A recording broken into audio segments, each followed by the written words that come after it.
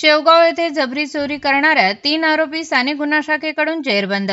3 आरोपीकडून 6,50,000 रुपये किमतीचा मुद्देमाल जप्त.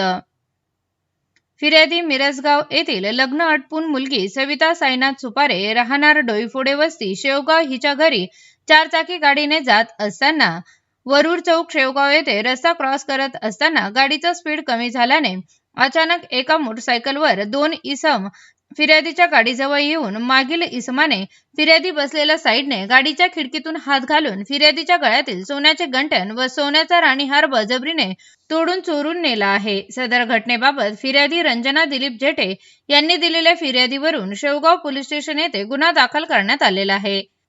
स्थानिक गुन्हा शाखेचे पोलीस निरीक्षक संतोष मुटकुळे यांच्या मार्गदर्शनाखाली स्थानिक गुन्हा शाखेचे पथक तयार करून सदर गुन्ह्यातील घटनास्थळी भेट देऊन सदर गुन्ह्यातील आरोपीचा शोध घेत असताना पथकास तांत्रिक विश्लेषण व गुप्त बातमीदारामार्फत सदरचा गुन्हा हा इसम नामे लखन विजय काळे हा त्याच्या साथीदारासह केला असून तो तारकपूर बस स्टँड परिसरात येणार असल्याची माहिती मिळाली. त्यानंतर पथकाने तत्काळ बातमीतील नमूद ठिकाणी जाऊन सापळा रचून थांबले असता सदर ठिकाणी 2 इसम संशयितरित्या थांबल्याचे दिसून आले.